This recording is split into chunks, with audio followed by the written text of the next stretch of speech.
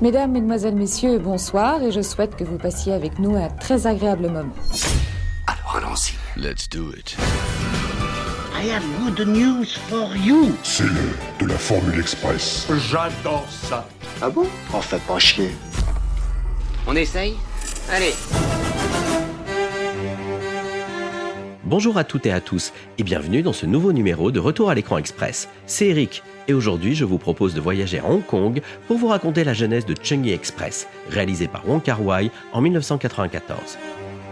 À mi-chemin entre le polar et la comédie romantique, Changi Express est un film d'auteur qui ne s'interdit rien, que ce soit dans sa construction dramatique atypique ou encore son ambiance visuelle branchée qui parvient à rendre glamour les quartiers urbains populaires de Hong Kong. Plus qu'un film culte, Changi Express est littéralement considéré comme la pierre angulaire d'un cinéma cantonais, pourtant en pleine déliquescence à cette époque. Cette proposition hors norme va revigorer cette industrie tout en imposant aux yeux du monde son duo créatif principal, l'auteur-réalisateur Wong Kar-wai et son chef opérateur image Christopher Doyle. Pour autant, nous verrons que la réussite du film ne se réduit pas qu'à ces deux personnages, certes prodigieusement talentueux. Avec un tel pédigré, on pourrait penser que Changi Express est une œuvre finement réfléchie et très minutieuse dans sa réalisation. Et pourtant non. C'est un film fait à l'instinct, pour ne pas dire à l'arrache, alors que la jeune carrière de Wong Kar-wai enquille elle est déconvenue. Osons le dire, Changi Express est même un film qui n'aurait jamais dû exister. On a tous ses habitudes. La mienne, c'était d'attendre Mei ici, après son travail. Le patron trouve que Mei ressemble à Demi Moore. On vient de rompre. Mei dit que je ne ressemble plus à Bruce Willis. Changi Express est constitué de deux histoires dans le Hong Kong de 1993. Dans le premier récit, le policier matricule 223 peine à se remettre de sa séparation avec sa petite amie Mei. Il noie son chagrin dans les bars et s'empiffe de boîtes d'ananas périmées du mois de mai. Un soir où la solitude est trop forte, il décide de se lancer un défi. Je me suis promis de tomber amoureux de la première femme qui entrera ici. C'est alors qu'une étrange tueuse à gages entre dans le bar. Qu'est-ce que je vous sers? Whisky, s'il vous plaît. Alors que nous sommes à peine à la moitié du film, le matricule 223 fait sa pause déjeuner dans un fast-food, le Midnight Express. Il tombe sur la serveuse, une jeune femme du nom de Faye. Son histoire s'arrête alors brutalement pour laisser place à un second récit. Au moment où l'on se croise, à peine 1 millimètre nous sépare. Je ne savais rien d'elle. 6 heures plus tard, elle est tombée amoureuse d'un autre. Désormais, nous abandonnons totalement le matricule 223 pour suivre un autre policier, le matricule 663. Lui aussi n'arrive pas à faire son deuil de sa relation amoureuse avec une hôtesse de l'air. Alors qu'il fait sa pause dans le même fast-food, il fait la rencontre de Faye. Faye tombe amoureuse du matricule 663. Mais ce dernier n'est pas prêt à aimer une autre femme. Elle va alors s'introduire chez lui à son insu, faire son ménage et déplacer subtilement certains objets afin de pénétrer dans son quotidien pour ensuite espérer rentrer dans sa vie. Ah! Qu'est-ce que vous faites là? Je suis chez moi. Chez vous? Et vous? Je viens d'acheter des poissons rouges. Personne n'en vend ici. Pardon? Vous venez en acheter? Oui? Ou vous venez en vendre? Qu'est-ce que vous voulez que je vous dise? Mais arrêtez de m'interroger comme ça. Vous me bousculez tout le temps. J'ai peur et je sais plus ce que je dis. Changi Express est le troisième long métrage de Wong Kar-wai, ou son quatrième. Rien que sa place dans la filmographie de son auteur n'est pas facile à déterminer. Mais pour bien comprendre comment le film s'est construit, il faut prendre le temps de retracer les débuts de la carrière de son cinéaste. Wong Kar-wai est né à Shanghai en 1958. D'origine modeste, sa famille fuit la révolution culturelle non sans mal, et le jeune Wong débarque à Hong Kong à 5 ans. Il grandira sur la péninsule de Kowloon, la zone la plus chaotique et bigarrée de la ville, et plus particulièrement dans le quartier de Tsim Sha Tsui. C'est un quartier extrêmement populaire, où s'entassent les bars, les restaurants bon marché, les communautés et les petits trafics. C'est aussi un quartier où pullulent les cinémas. Étant donné que c'est un divertissement bon marché, la mère de Wong Kar-wai prend l'habitude d'emmener son fils découvrir les grands classiques. Une vocation de cinéaste va naître en lui. Wong Kar-wai commence dans l'industrie en tant que scénariste. Il se fait embaucher par la société Cinema City, une structure qui connaîtra de nombreux succès, notamment en 1986 avec le Syndicat du crime, A Better Tomorrow de John Woo, coproduit avec la Film Workshop de Choi Ark. Mais au bout d'un an, Wong quitte la société car il aura été incapable d'écrire le moindre bout de script dans cet univers très codifié, aussi bien sur l'écran qu'en coulisses. il décide de devenir freelance et d'écrire pour des films modestes, tournés rapidement dans des quartiers chauds, à l'instar de son quartier d'enfance. Dans une interview pour le livre Hong Kong Babylone, il dit « J'ai travaillé pour des réalisateurs qui n'avaient pas beaucoup de succès, et j'ai beaucoup appris de leur manière de faire des films à tout petit budget et très rapidement. L'un des réalisateurs était même un gangster. On pense que ces gens sont des durs, mais une fois que l'on commence à travailler avec eux, ils ne sont pas si différents. Je chéris les expériences de vie de cette période. » Au fil de ses projets d'écriture, Wong Kar-wai va rencontrer deux personnes clés pour la suite de sa carrière. Le premier est le scénariste Jeffrey Loh, qui deviendra par la suite réalisateur et producteur. Loh est spécialiste du cinéma commercial, généreux et efficace, et câblé sur les modes du moment. A priori, quelqu'un de très loin de Wong Kar-wai. Et pourtant, les deux hommes vont nouer une relation de travail très forte et complémentaire, le sens commercial de Jeffrey Loh cadrant les idées plus artistiques de Wong. Ils coécrivent la comédie horrifique Haunted Cop Shop, que dirige Loh en 1987, ou encore le polar Fleming Brothers avec Chow Yun-fat. L'autre personne clé est le réalisateur Patrick Tam. C'est un vétéran de la nouvelle vague de réalisateurs et de réalisatrices des années 70, comme Choi Ark ou Hanoi. Tam prend le jeune Wong sous son aile et l'encourage à développer des projets plus ambitieux, et surtout d'écouter ses envies de réalisation.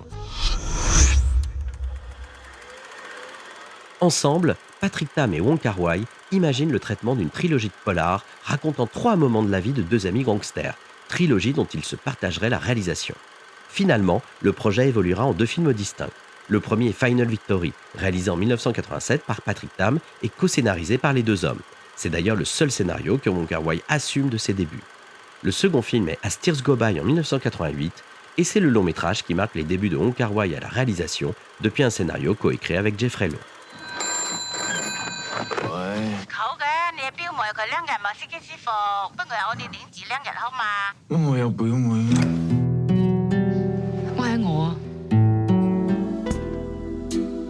As Tears Go By est un polar urbain, violent et désespéré, très inspiré par Mean Street de Martin Scorsese. Dans ce premier film, Wong Kar-wai démontre un véritable goût pour les comédiens et leurs personnages. Le casting réunit les jeunes stars Andy Lau, Jackie Chun et Maggie Cheung, dont c'est le premier rôle vraiment consistant, loin des compositions légères de demoiselles en détresse dans les films de Jackie Chan. En interview dans les Cahiers du cinéma en mars 1999, la comédienne se souvient. Avant Wong Kar-wai, être actrice signifiait pour moi réagir, hurler de rage sans conséquence, pleurer comme une enfant, sautiller, séduire en un clin d'œil. On me demandait d'être une présence, au charme immédiat. Alors qu'avec As Tears Go By, j'ai cherché la profondeur des sentiments. Je me suis découverte un corps de cinéma fait de liaison entre la pensée et les mouvements. En coulisses, Wong Kar-wai s'entoure de collaborateurs qui vont enrichir sa famille créative. Tout d'abord le décorateur William Chang, qui va devenir un partenaire très important pour la suite de sa carrière. Chargé de trouver des lieux de tournage ayant du cachet, le travail de Chang prend une ampleur toute particulière dans le processus créatif de Wong Kar-wai, comme il l'explicite dans cette interview. Je ne peux pas écrire sans connaître l'espace, le décor. J'ai besoin de situer où l'histoire se déroule et comment elle se déroule entre les personnages. J'ai besoin d'écrire à partir d'un décor. Et je peux même inventer une histoire si un lieu m'inspire. Je peux en sortir une histoire. Avec ses allers-retours permanents entre repérage et écriture, Chang peut véritablement être considéré comme un directeur artistique, voire un partenaire de développement narratif. Retenez bien cette information, car elle prendra beaucoup d'importance plus tard. Au niveau de l'image, Wong Kar-wai souhaite dynamiser le polar urbain en le rendant plus réaliste, mais sans exclure le romantisme. Il mise sur le chef opérateur Andrew Loh, à qui l'on doit la photographie de City on Fire de Ringo Lam.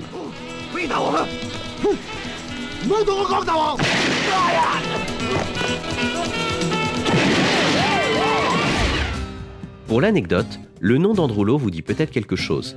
Il est désormais reconnu pour être le réalisateur du formidable Infernal Affair en 2002. Film remaké par Martin Scorsese sous le titre Les Infiltrés en 2006. J'ai le sentiment qu'on a un flic dans mon équipe. Tôt ou tard, il découvrira qui je suis et il me tuera. Détends-toi, nous sommes les 2 seules personnes au monde à savoir que t'es flic. Mais avant cela, soulignons qu'Andrew Loh n'était pas un enfant de cœur et qu'il n'a pas hésité à faire ses débuts de cinéaste avec la série des Young and Dangerous. Des films faisant la promotion des triades à une époque où l'argent sale affluait dans le cinéma local. En bref, Loh est très talentueux, mais c'est aussi un marlou. Une personnalité telle que les aime Wong Kar-wai. J'ai dans l'idée que toi et moi, on va bien s'entendre. Pour revenir à la photographie d'As Tears Go By, Andrew Lowe comprend bien les intentions de Wong Kar-wai et lui propose de filmer une grande partie du film à l'épaule, de manière très mobile. Il suggère même au cinéaste un effet qui deviendra l'une de ses signatures, le step printing. Il s'agit de filmer en accéléré pour ensuite ralentir l'image en laboratoire afin de retrouver une cadence normale à 24 images par seconde. Lowe s'approprie cet effet en filmant à 6 images par seconde afin que, une fois ralenti, le temps d'apparition d'une image soit multiplié par 4. L'obturateur de la caméra est réglé afin de rendre flou les éléments qui bougent et net ce qui est fixe. Ainsi, le film devient chaotique et saccadé tout en affichant des zones de netteté et de flou dynamique à l'écran. Pour accompagner ce filmage hors norme, Wong Kar-wai souhaite moderniser la bande sonore et a l'idée d'utiliser des tubes musicaux à connotation internationale.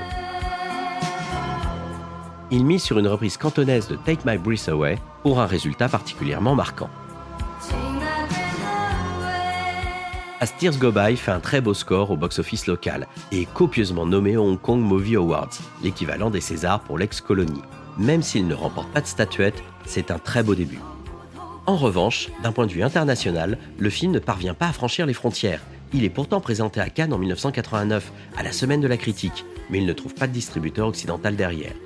Aux yeux du monde, Wong Kar-wai est encore un inconnu. Fort du succès local de son premier film, Wong Kar-wai est approché immédiatement pour un second projet. Il en profite pour imposer davantage ses ambitions. Il ne veut plus se cantonner au polar et souhaite s'ouvrir un cinéma d'auteur centré sur des personnages complexes. Plus étonnant, il souhaite travailler le film de manière libre, c'est-à-dire de commencer le tournage avec une trame de scénario pour ensuite construire l'histoire au fur et à mesure des inspirations et de l'apport de chacun. Bien évidemment, cette demande paraît dingue dans l'industrie cinématographique du Hong Kong de 1990.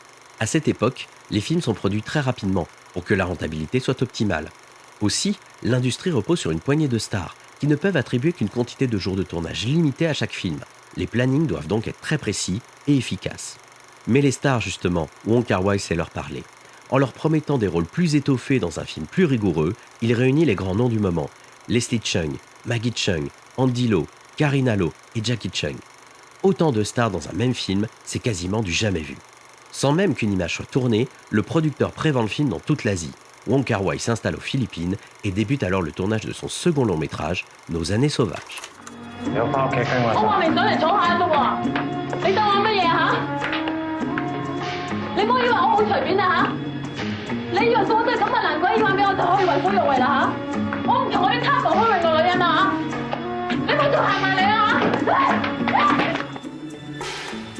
Le film raconte l'histoire d'un jeune homme, joué par Leslie Cheung, à la recherche de sa mère biologique.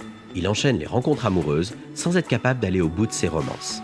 Côté coulisses, on ne change pas une équipe qui gagne et Wong Kar-wai s'entoure de ses fidèles. Jeffrey Lowe à la coécriture, William Cheng à la direction artistique. En revanche, Wong souhaite délaisser les effets de style pour miser sur une mise en scène plus introvertie, plus composée et picturale. Il engage un nouveau chef opérateur, l'atypique Christopher Doyle. D'origine australienne, Doyle est avant tout un aventurier. Il bourlingue en Inde, en Thaïlande, pour finalement s'installer à Taïwan dans les années 70. Il se met à la photographie par hasard, puis fait ses armes en tant que chef opérateur. Il travaille avec le cinéaste taïwanais Edward Yang, puis débarque à Hong Kong pour travailler avec Patrick Tam, que connaît bien Wong Kar-wai. Wong et Doyle forment vite une paire créative qui fait des étincelles, mais pas dans le bon sens. Dans une interview dans les Cahiers du cinéma en novembre 1998, Wong Kar-wai dit « Les premiers contacts avec Chris ont été cauchemardesques. Il venait d'arriver à Hong Kong et j'étais moi-même un débutant. Sur le plateau, on était beaucoup en désaccord. Ce n'est qu'en voyant le résultat que nous avons reconnu l'intérêt de travailler ensemble. » Wong et Doyle tournent beaucoup, tâtonnent, recommencent, improvisent, développent les personnages et de ce fait l'histoire. Cependant, la date de livraison du film approche. Il y a tellement de matière que Wong Kar-wai décide que Nos années sauvages sera une œuvre en 2 volets.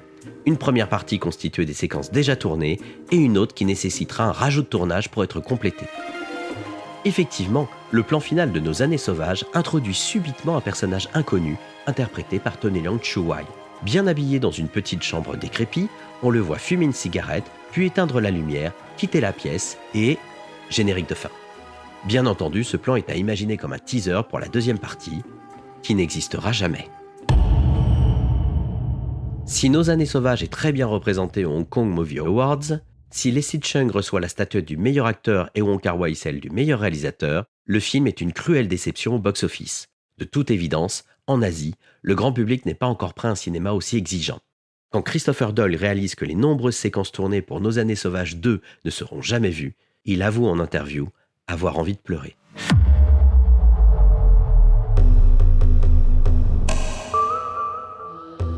Pour son prochain projet, Wong Kar-wai monte sa propre société, la Jetton Production, tout en associant son partenaire de toujours, Jeffrey Lowe. Wong souhaite conserver la liberté artistique de Nos Années Sauvages tout en se mettant en phase avec les attentes du public. Il mise sur le Wuxia-pian, le film de chevalerie, un genre très apprécié qui permet de l'action sans compromettre ce qui intéresse vraiment Wong, à savoir la peinture de personnages torturés. Il se plonge dans le roman La légende du héros chasseur d'aigle de Jin Young, dont il ne garde que la trame afin de construire ce qui devient son troisième film, Les Cendres du Temps. Il s'entoure à nouveau de William Cheng à la direction artistique et de Christopher Doyle à l'image. Conscient que sa liberté artistique est proportionnelle au nombre de stars sur l'affiche, Wong fédère un casting encore plus énorme que Nos Années Sauvages. Leslie Cheung, Maggie Cheung, Carina Lo, Jackie Chung, Tony Leung Chiu-wai, Tony Leung Ka-fai, Brigitte Lin et même Joey Wong, la comédienne superstar depuis le succès international d'Histoire de fantômes chinois, du jamais vu. Malheureusement, le tournage va virer au cauchemar.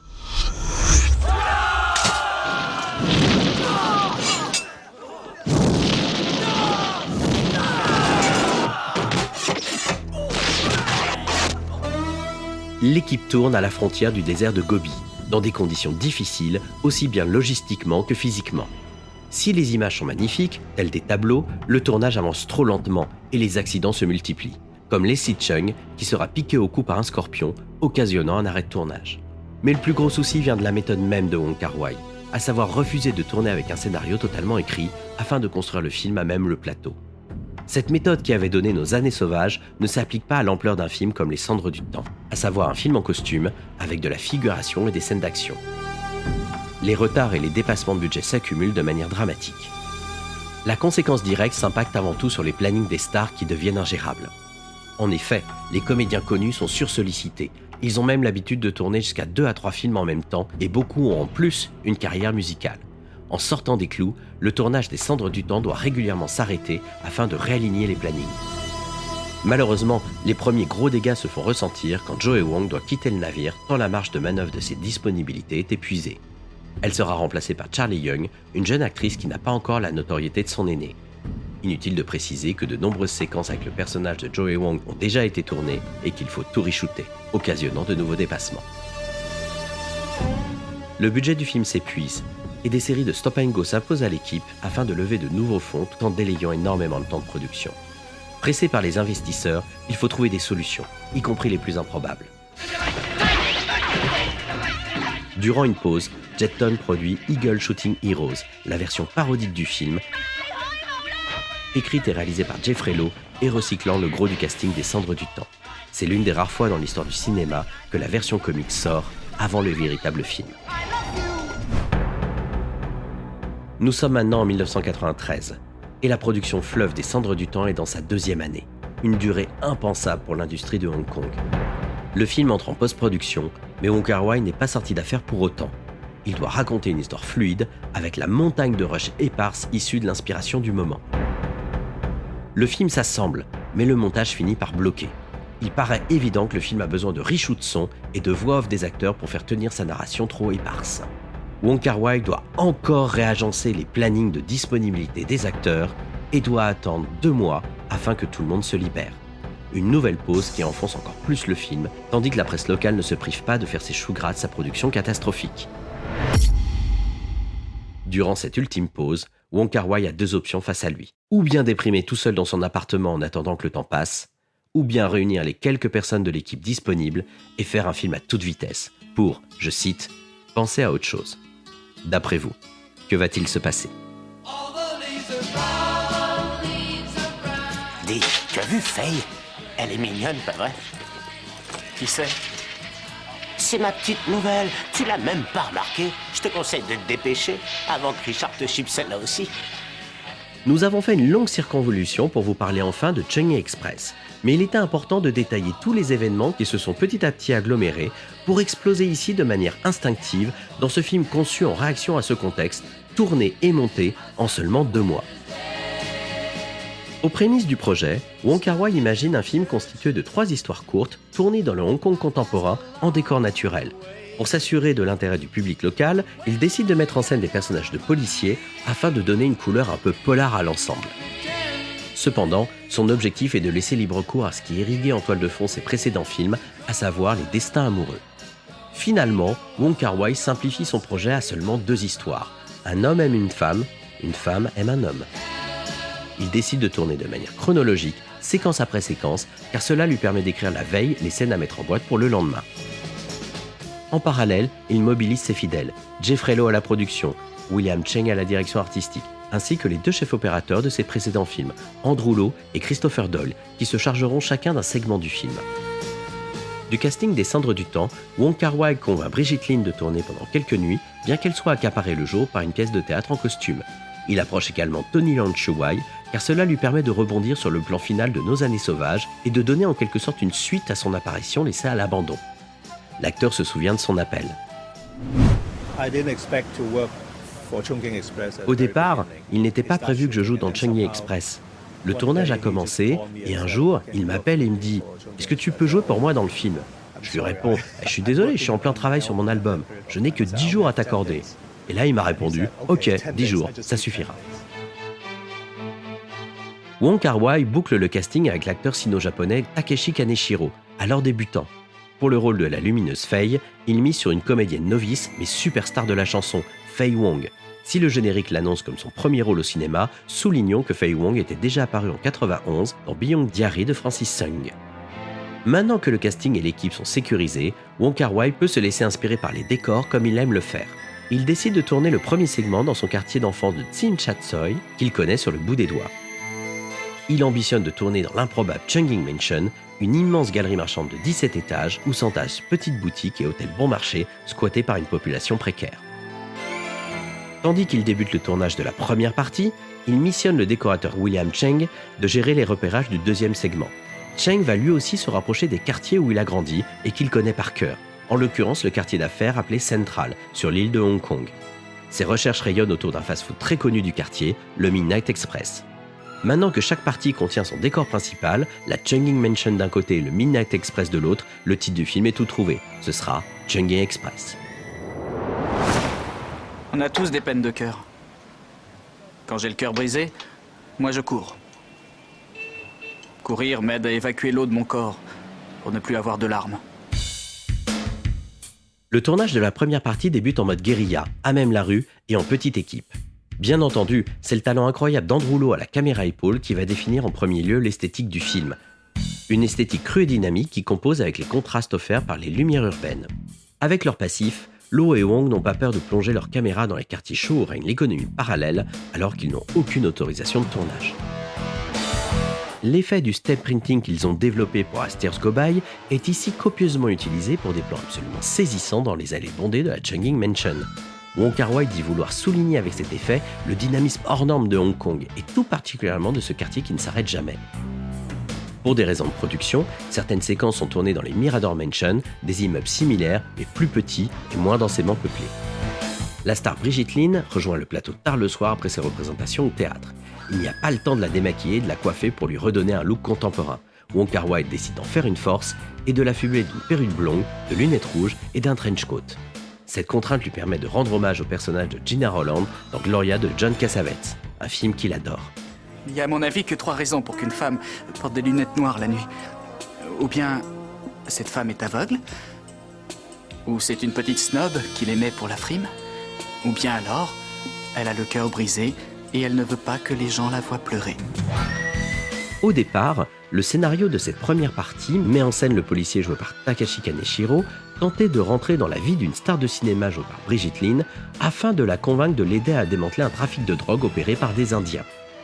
Mais Wong n'est pas satisfait de la tournure que prend son histoire au fil de ses premiers jours. Il réarrange complètement les personnages et la narration alors que le tournage a déjà commencé. Finalement, Brigitte Lin devient une tueuse à gages et c'est elle qui dirige le commerce de drogue avec les Indiens. Le plan d'ouverture où Takashi Kaneshiro la poursuit dans la Chungking Mansion a donc été tourné avec la première histoire en tête. Bien se connaître ne veut pas dire s'aimer. Tout le monde change. Un jour, on aime les ananas. Le lendemain, autre chose. Pour le tournage de la seconde partie, l'équipe s'installe sur l'île de Hong Kong et utilise le contraste offert par le quartier plus aisé de Central. La comédienne Valerie Cho, aperçue dans The Blade de Choi Ark, rejoint le casting pour incarner l'ancienne petite amie hôtesse de l'air lors de flashbacks. Je trouve que t'es mieux en uniforme. Toi aussi. Au niveau de la photographie, Andrew Lo cède la caméra à Christopher Doyle, bien qu'il le remplace encore sur quelques jours d'indisponibilité. Il y a dans ce relais un véritable système de parrainage qui construira définitivement le style visuel de Doyle. En effet, sur Nos années sauvages et les cendres du temps, Doyle utilise principalement la caméra sur pied. C'est grâce à ce passage de relais qu'il va intégrer le style sur le vif d'Andrew Lo, comme l'explique Wong Kar-wai. Nous n'avions pas le temps de poser la caméra sur pied, alors nous avons beaucoup tourné, caméra épaule. Chris Doyle était très influencé par Andrew Lo, car il était très impressionné par son travail. Christopher Doyle transcende littéralement le style d'Andrew Lo. Il le modernise, le rend plus séduisant et pop. Il utilise les réflexions des surfaces, filme à travers les textures ou fabrique des cadres dans des cadres en assumant la promiscuité des petits lieux de tournage. Pour casser le gris du béton, il utilise toute une batterie de fils de couleurs chaudes en correspondance avec les costumes des comédiens. Doyle utilise le step printing d'Andrew Lo, mais ajoute son grain de sel. Il demande au comédien principal de se mouvoir en ralenti, tandis que la foule défile en arrière-plan. Avec cette subtilité, l'effet devient encore plus attractif. On a l'impression que le comédien est filmé normalement, alors que tout le mouvement d'arrière-plan est en effet de flou accéléré. Christopher Doyle fait très clairement un travail hors norme et chaque photogramme du film est très inspiré. C'est dur le boulot que vous faites? Alors, pas plus dur qu'un autre, ma foi. Je n'ai pas trouvé mon cousin, il m'a demandé de l'aider. Qu'est-ce que vous faisiez avant?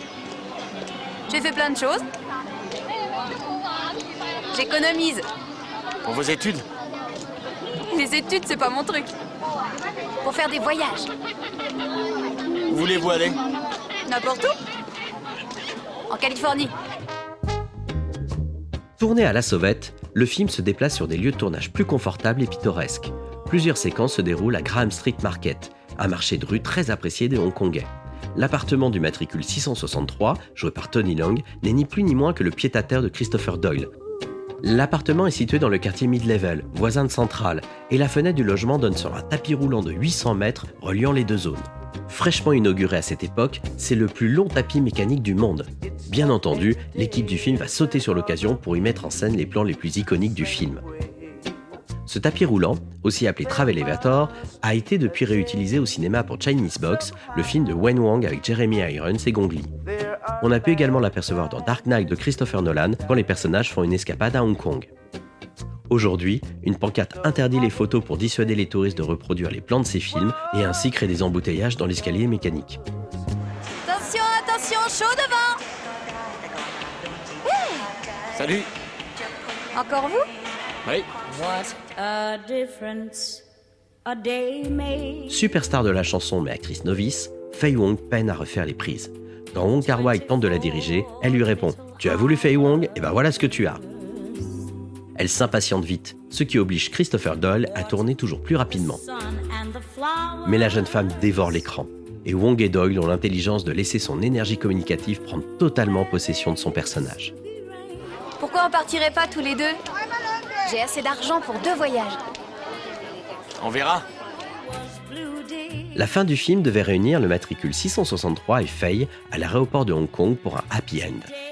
Mais la configuration du lieu et la densité de la fréquentation rend trop difficile et hasardeux le tournage guérilla.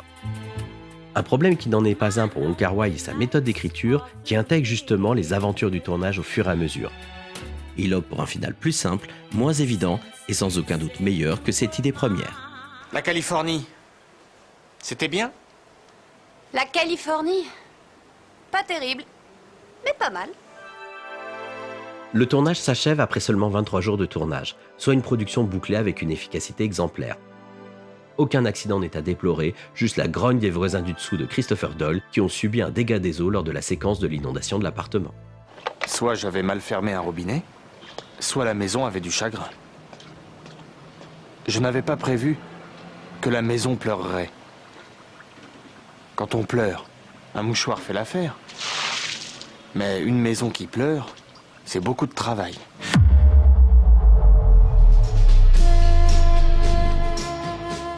Wong Kar-wai monte Chungking Express rapidement car il doit toujours finaliser Les Cendres du Temps. C'est sur ce film que le directeur artistique William Cheng prend officiellement la casquette de monteur, tandis qu'il avait déjà donné un coup de main en salle de montage sur Nos Années Sauvages et Les Cendres du Temps. C'est un moment très important dans la collaboration de ces deux hommes, car Chang est depuis le monteur de tous les films de Wong Kar-wai, en plus d'en assumer la direction artistique. Conscient de l'apport des musiques d'Astiers Go-By pour un public plus jeune, Wong Kar-wai soigne la bande-son de Chungking Express en la caviardant à nouveau de chansons populaires.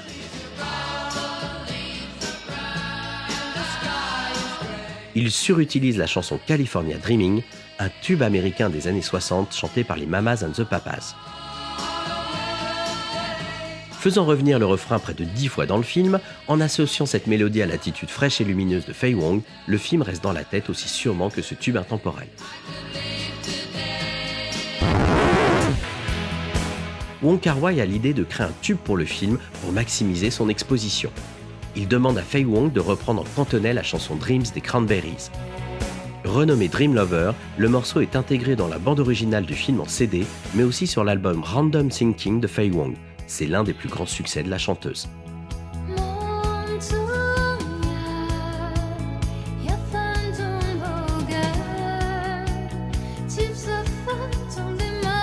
Si le montage s'exécute sans contrainte ni pression, il est à noter que le film existe en deux versions. Une version de 98 minutes destinée au marché de Hong Kong et une version de 102 minutes destinée à l'international.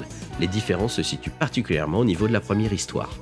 Certains moments avec les trafiquants indiens sont tronqués et la séquence où Brigitte Ling kidnappe une enfant est absente de la version HK. Les autres modifications sont des altérations de la bande sonore. Allô ? Allô ? Allô, qui est à l'appareil ? Vous avez 1 heure pour me donner les renseignements que je veux. Ou vous ne reverrez pas votre fille. Quand Chungking Express sort en salle, c'est une bouffée d'air frais, une revigoration totale de l'esthétique du cinéma de Hong Kong.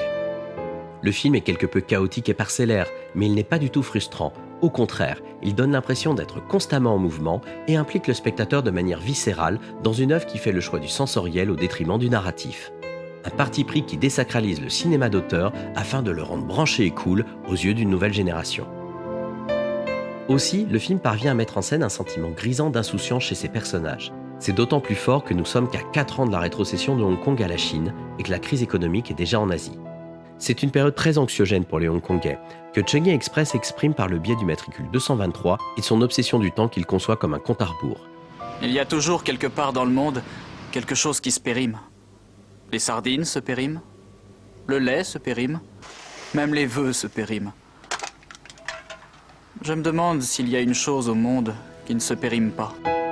Outre sa réussite artistique, Chungking Express impose également un modèle de production imbattable pour une industrie locale alors en souffrance. À cette époque, nombreux sont les réalisateurs d'expérience qui ont fui à Hollywood ou qui ont annoncé le faire juste avant la rétrocession. Citons John Woo, Ringo Lam, Choi Yar, Kirk Wong ou encore Ronnie Yu. Avec Chungking Express, Wong Kar-wai devient un nouveau chef de file et prouve que le cinéma de Hong Kong a encore des choses à dire, qui plus est avec un budget très modeste. De jeunes cinéastes locaux vont s'inspirer de ce modèle, comme Fruit Chan avec le très beau Made in Hong Kong en 1997.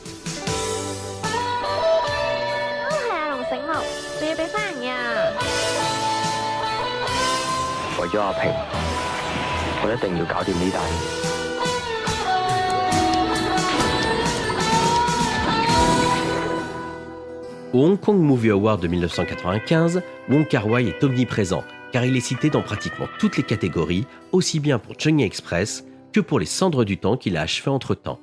C'est même la première fois qu'un réalisateur est en concurrence avec lui-même dans une cérémonie de ce calibre.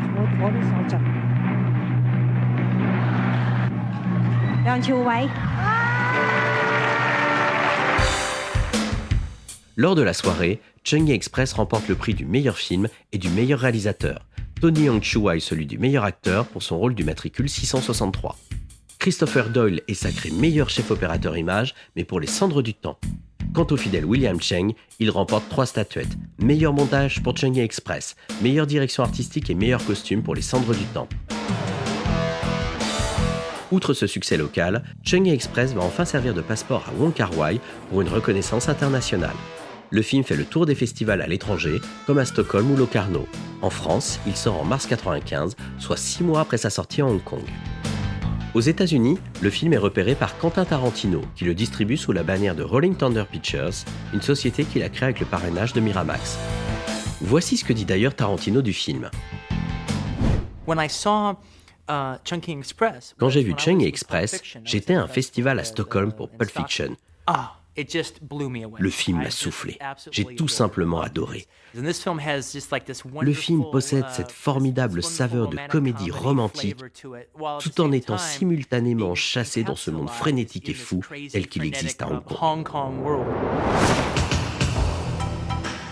Maintenant que la lumière est tout entière sur lui, Wong Kar-wai a bien l'intention de battre le fer tant qu'il est chaud. Il n'oublie pas qu'il avait prévu une troisième histoire pour Chungking Express qu'il n'a pas réalisée faute de temps. En 1995, il repart illico en tournage dans des conditions légères avec Christopher Doyle à l'image. Le résultat, Les Anges Déchus, se place totalement dans la lignée de Chungking Express, mais son ton plus noir et plus âpre et plus difficile à appréhender. La plupart des gens travaillent 8 heures par jour. Moi, c'est le contraire. Mon boulot est simple. De temps en temps, je vais chez des gens. Je les connais pas toujours. Mais ils ne m'intéressent pas. Bientôt, ils seront démolis définitivement. Le film met encore en scène des personnages dans des histoires parallèles, dont Takeshi Kaneshiro, dans un rôle qui entretient beaucoup de similitudes avec son incarnation dans Chungking Express. Mais plutôt que de miser sur des segments étanches, Les Anges Déchus fait le choix de mélanger les histoires afin de passer régulièrement de l'une à l'autre. On dit que ce sont les femmes qui pleurent. Les hommes aussi pleurent. D'habitude, un premier amour, c'est quand on est jeune. Moi, ça m'arrive un peu plus tard. Je dois être trop difficile.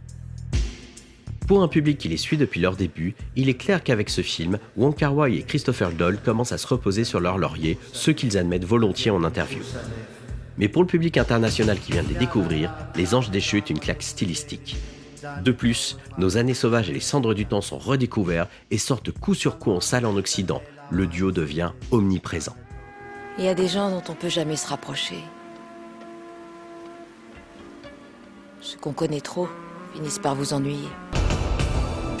Le milieu de la publicité ne reste pas insensible à leur univers, et Wong et Doyle sont courtisés pour mettre en scène les plus grands spots du moment sous forme de courts-métrages.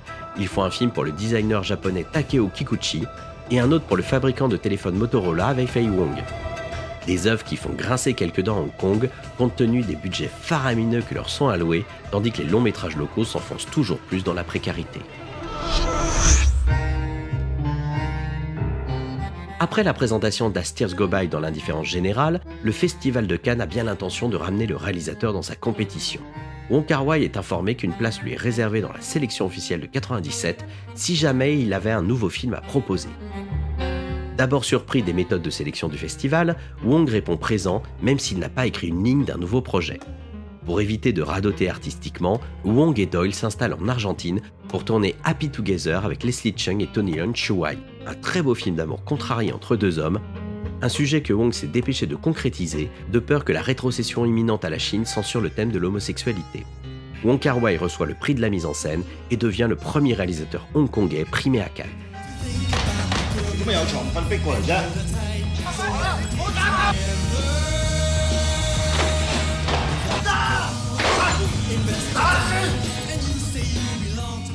Chungking Express, Les Anges Déchus et Happy Together peuvent être vus comme une famille de films qui se répondent, dans leur thème, dans leur esthétisme visuel, mais aussi dans leur organisation de production où écriture et mise en scène sont comme l'œuf et la poule, difficile de distinguer ce qui est à l'origine de l'autre. Ce trio d'œuvres forme assurément le sommet de la carrière de Wong Kar-wai et Christopher Doyle.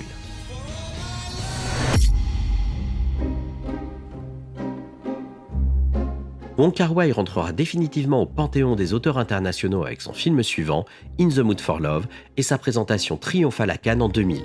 Grand prix technique pour Christopher Doyle et prix d'interprétation masculine pour Tony Leung Chiu-wai. Sa partenaire Maggie Cheung n'aura pas le prix d'interprétation féminine au profit de la performance hors norme de Björk pour Dancer in the Dark de Lars von Trier. Mais elle décrochera cette récompense à sa prochaine visite à Cannes en 2004 avec le film Clean d'Olivier Assayas. Il ne trompe personne qu'il s'agit d'un prix de rattrapage pour son jeu dans le film de Wong Kar-wai. Je ne pensais pas qu'il serait si compliqué de vivre en couple. Quand on est seul, on est redevable qu'envers soi. Mais une fois marié, c'est autre chose. Le bonheur doit se construire à deux. Mais derrière ce sacre international, c'est le déclin d'une dynamique en coulisses. La méthode de Wong Kar-wai de construire le film au fur et à mesure du tournage, dopé à un budget conséquent issu de capitaux étrangers, a fabriqué une expérience éreintante pour l'équipe et les acteurs, sans limite ni garde-fou. Par exemple, alors que le tournage d'In the Mood for Love a commencé depuis 6 mois, Wong Kar-wai décide que Tony Leung ne doit plus porter la moustache et recommence toutes les prises. Beaucoup de collaborateurs montrent des signes d'agacement quand ils ne sont pas tout simplement perdus dans les méandres des tâtonnements et des reshoots de l'histoire. Pourtant rompu à l'exercice, Christopher Doyle ne parvient plus à comprendre le film qu'il est en train de tourner. Il quitte le plateau et c'est le chef-opérateur Ping Bin Lee, collaborateur du réalisateur taïwanais Hao Soo-sien, qui termine le film. Ce sentiment de rupture atteindra son paroxysme avec le prochain film de Wong Kar-wai, 2046, annoncé en compétition officielle à Cannes en 2003 pour être finalement présenté l'année suivante en 2004. Et encore, au terme d'un suspense particulièrement embarrassant. Le jour de la projection, le festival n'avait toujours pas l'intégralité de la copie du film. Les bobines manquantes seront apportées par le cinéaste lui-même par avion privé, dont il se murmure qu'il aurait bénéficié pour l'occasion d'un couloir aérien. Alors qu'elle était annoncée comme l'héroïne du film, le public découvre médusé que Maggie Cheung ne fait plus qu'une minuscule apparition. Bien que toujours crédité à la photographie, Christopher Doyle avoue n'avoir filmé que la moitié du film, tellement les dépassements de planning et les tergiversations ne lui paraissaient plus compatibles avec son travail. Annoncé comme l'événement du festival, le film repart bredouille et la méthode Wong Kar-wai vient d'en prendre un coup. Même s'ils restent en bons termes, Wong Kar-wai et Christopher Doyle, à ce jour, ne retravailleront plus ensemble.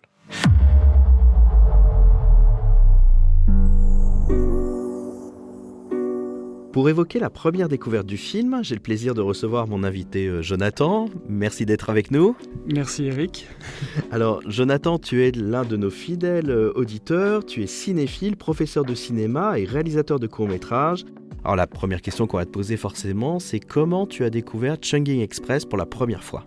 D'abord merci, je suis très touché de participer et que tu me poses la question, écoute, relativement récemment en fait, lors d'un pèlerinage cinématographique dans le quartier latin, où en fait le film est ressorti dans une très belle copie restaurée. Ce film ne constitue pas ma première rencontre avec le cinéma de Wong Kar-wai. J'avais pu découvrir dans les années 2000 ces deux grands chefs-d'œuvre, In the Mood for Love et 2046.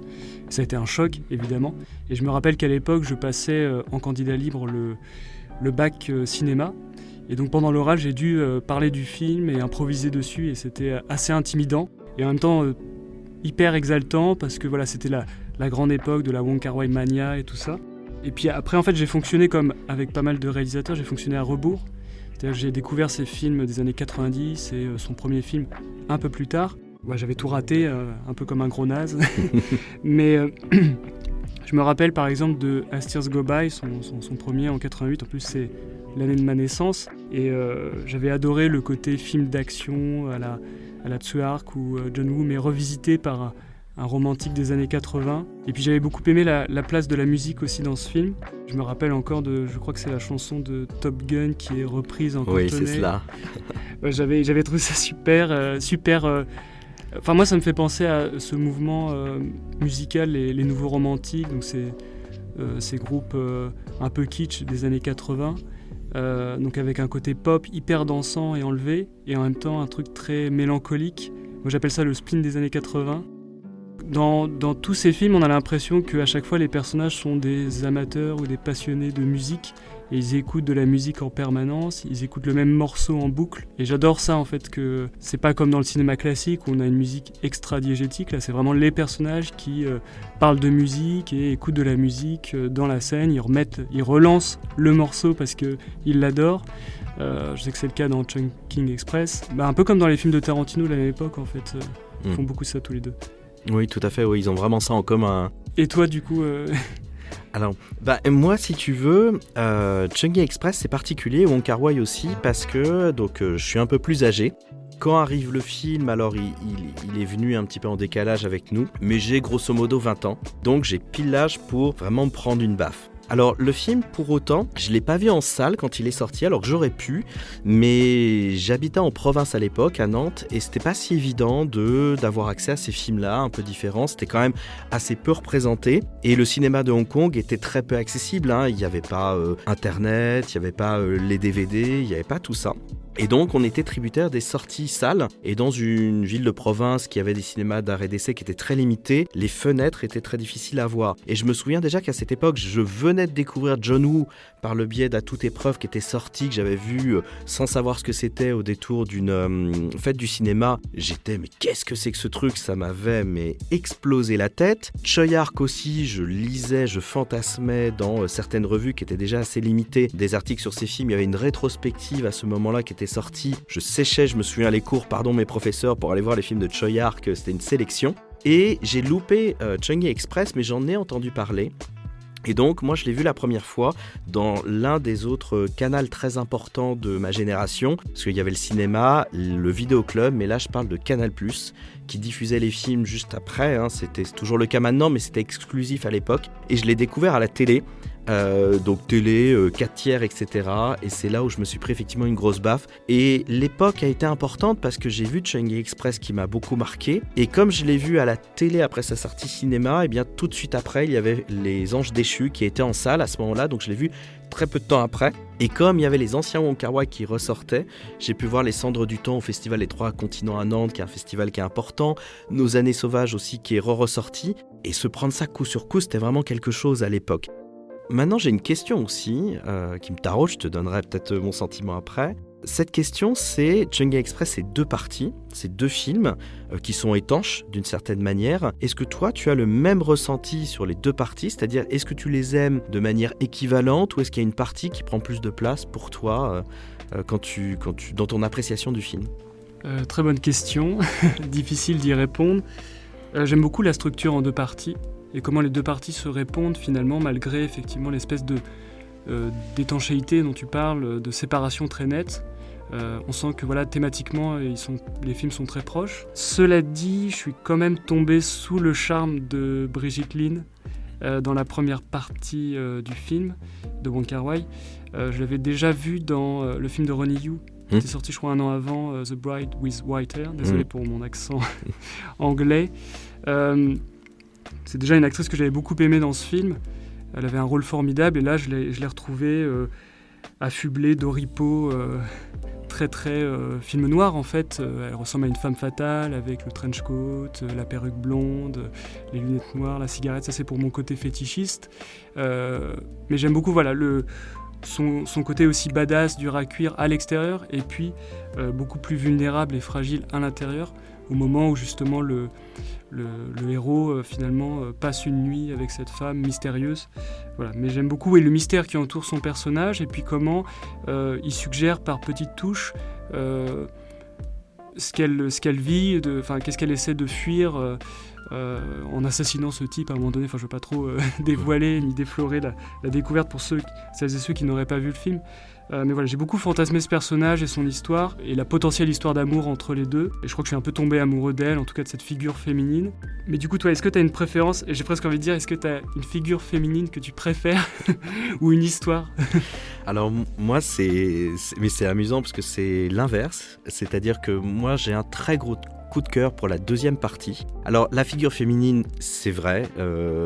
Alors moi c'est Faye Wong avec sa coupe garçonne qui ne fait aucun effort et qui est pourtant absolument lumineuse et irrésistible. Et puis avec cette association de la musique qu'elle écoute en boucle et qui revient tout le temps. Donc ce que tu disais sur l'utilisation de la musique est vraiment sur ce personnage. Moi j'ai beaucoup aimé aussi Tony Leung, le personnage aussi masculin. Et je trouve cet acteur tellement extraordinaire que c'est vrai que je découvrais à l'époque. J'ai adoré ce duo d'acteurs. Ça ne veut pas dire que les acteurs de la première partie sont en dessous, mais j'ai eu un coup de cœur absolument inexplicable. Je ne sais pas comment dire. Voilà, ça défie l'analyse, mais moi j'ai été très emporté.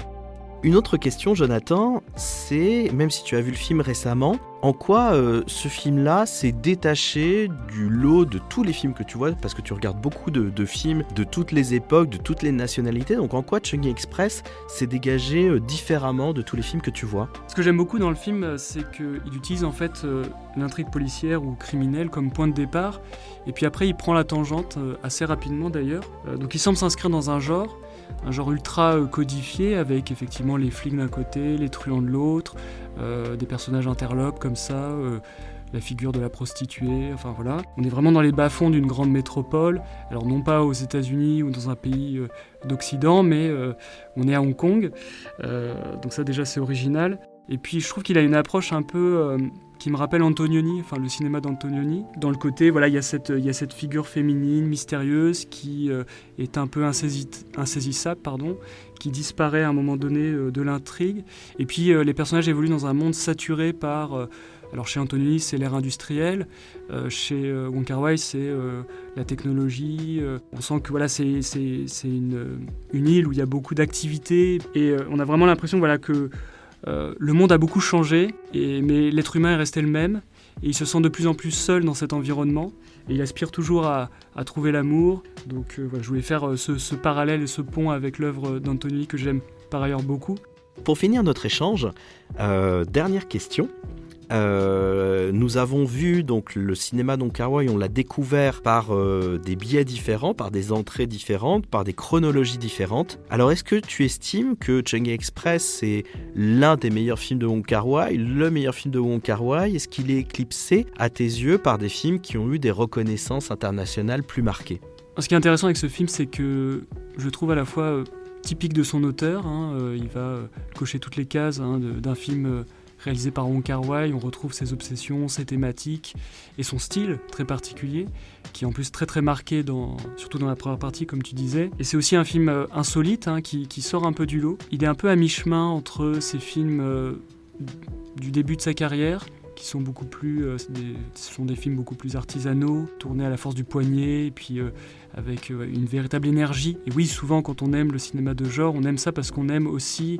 on a l'impression d'assister à la fabrication du film, de voir le film se faire en même temps qu'il est projeté. Enfin, c'est une sensation qui est hyper agréable, et surtout quand on aime soi-même, même à un niveau amateur, fabriquer des films et réaliser des courts-métrages. Non, oui, clairement, pour moi, c'est un peu l'acmé, l'apogée de son œuvre, parce que voilà, il contient tous les points, tous les éléments positifs de ses débuts, cette espèce de sincérité, de naïveté aussi dans la façon de faire. Je conseillerais effectivement peut-être de démarrer par celui-ci, parce qu'il est à mi-chemin entre les deux. Voilà, pour vraiment les fans hardcore du cinéma de Hong Kong, c'est un film intéressant, et puis pour des gens qui ne sont pas vraiment familiers de ce type de cinéma, ça reste un film passionnant et une amorce intéressante et originale pour une bonne entrée en matière, en tout cas pour le cinéma de Wong Kar-wai. Pour toi, que représente ce film au sein de la carrière de Wong Kar-wai? Pour moi, Chungking Express, c'est à la fois la naissance et une forme de sommet du réalisateur, de son auteur, mais aussi de ses collaborateurs, parce qu'ils sont beaucoup aussi derrière lui. C'est un sommet qui est très imparfait et qui est même un petit peu branquignol par-ci par-là, mais c'est ça que je trouve absolument passionnant, et c'est ça que je trouve vraiment en concordance aussi avec le cinéma de Hong Kong, qui n'était pas un cinéma parfait. C'était des films qui étaient faits trop vite, qui étaient faits à l'arrache des fois certains. On est fasciné par des polars où ils tirent à blanc à même la rue, etc., avec les flics qui débarquent, et puis les acteurs qui étaient tellement connus à jouer les policiers que finalement ça se réglait comme ça à la tchatch.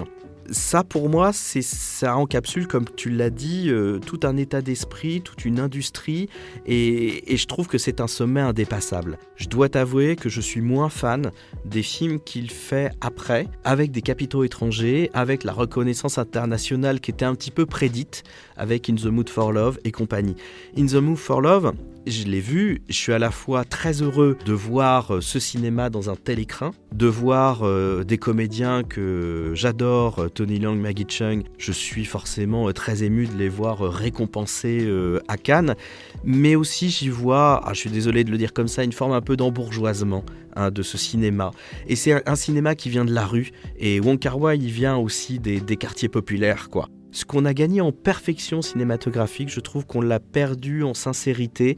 Et ça, c'est quelque chose qui, pour moi, fait la différence et qui fait que Chungking Express est à mes yeux, mais ce n'est que mon médiocre avis, et pour moi le sommet de son auteur, ce qui n'empêche pas que tout ce qu'il aura fait après sera forcément extrêmement intéressant, bien évidemment.